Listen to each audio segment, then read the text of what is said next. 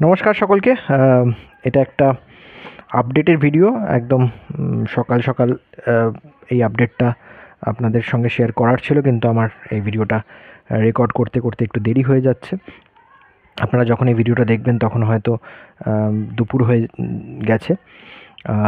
প্রথমে তো গতকালের মোহনবাগান সুপার জায়ান্টের লিগ শিল্ড ডিফেন্ড করার যে অনবদ্য কৃতিত্ব সেটাকে কুর্নিশ জানিয়ে এবং সমস্ত মোহনবাগান সুপার জায়ান্ট সমর্থকদের আমাদের তরফ থেকে 12th ম্যানের তরফ থেকে আন্তরিক শুভেচ্ছা জানিয়ে যে তারা এত ভালো একটা স্বীকৃতি অর্জন করলো, যেটা পরপর দুবার back to back league shield জয়।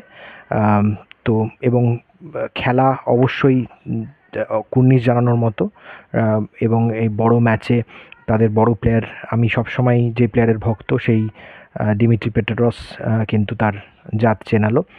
সেই নিয়ে আমরা কোনো সময় লাইভে আরও ডিটেলে ডিসকাশন করব, মোহনবাগানের সাফল্যর খতিয়ান এবং সমস্ত কিছু নিয়ে তার সঙ্গে ইস্ট বেঙ্গলের যোগসূত্র সমস্ত কিছু নিয়ে আলোচনা করব। কিন্তু আজকের এই ভিডিওটা আপনাদের কাছে নিয়ে আসা, যেটা টাইটেল থাম্বনেল দেখে বুঝতে পারছেন, অনেকেরই লাস্ট ইস্ট বেঙ্গল ম্যাচের পরে কিন্তু অনেকেরই একটা মনে সন্দেহ ছিল যে বিষ্ণু কেমন আছে, বিষ্ণুর কি খবর, বিষ্ণুর আপডেট জানতে চেয়েছিলেন।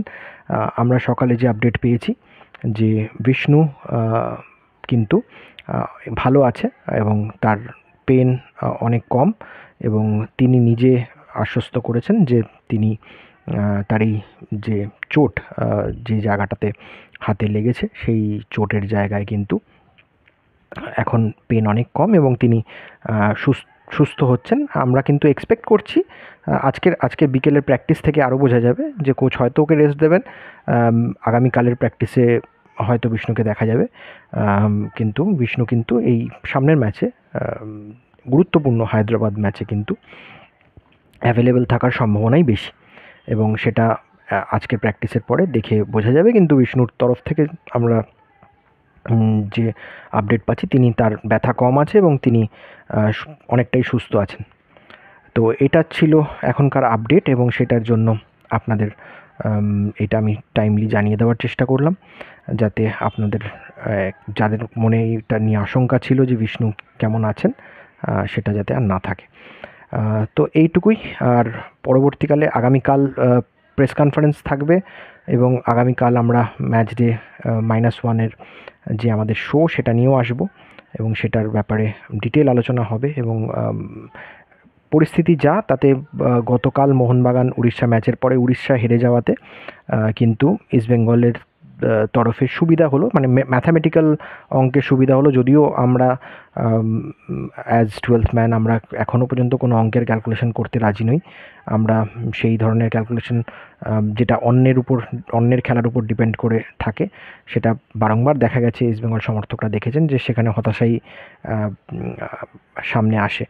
তো আমরা সেই আবার নতুন করে সেই ক্যালকুলেশন করে আবার আশা সঞ্চার করতে চাই না। আমরা শুধু একটাই আশা আপনাদের মধ্যে সঞ্চার করতে চাই, যেটা 12th ম্যানের তরফ থেকে আমরা বলি, আমাদের সব ম্যাচ জিততে হবে এবং আমরা জেতার মানসিকতা নিয়ে সব ম্যাচ নামবো এবং মাঠ ছাড়বো জিতেই।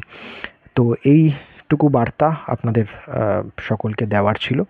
আপনারাও হায়দ্রাবাদ ম্যাচের প্রস্তুতি নিন। যারা যারা ইস্টবেঙ্গলের খেলা মাঠে এসে দেখতে চান তারা টিকিটও কেটে ফেলুন, এবং হোম ম্যাচ, যাতে এই হোম ম্যাচে হায়দ্রাবাদকে হারিয়ে ইস্টবেঙ্গল তাদের জায়গাটা শক্ত করতে পারে, এবং তারা যে গুরুত্বপূর্ণ এফসি কাপের ম্যাচ খেলতে যাবে 5 তারিখ জৌহরাতিতে, সেই ম্যাচের জন্য প্রস্তুতিও ভালোভাবে নিতে পারে। এবং টিম কম্বিনেশনও আস্তে আস্তে যেগুলো বিল্ড আপ হচ্ছে সেই সমস্ত জায়গায়, যেমন বিশেষ করে ফরওয়ার্ডে, মিডফিল্ডে এবং ব্যাকলাইনে, সেই সমস্ত কম্বিনেশনসগুলো যাতে খুব ভালো করে ঝালিয়ে নিতে পারে। বড় পরীক্ষা সামনে। এইটুকু বলে বিদায় নিচ্ছি। সকলে ভালো থাকবেন।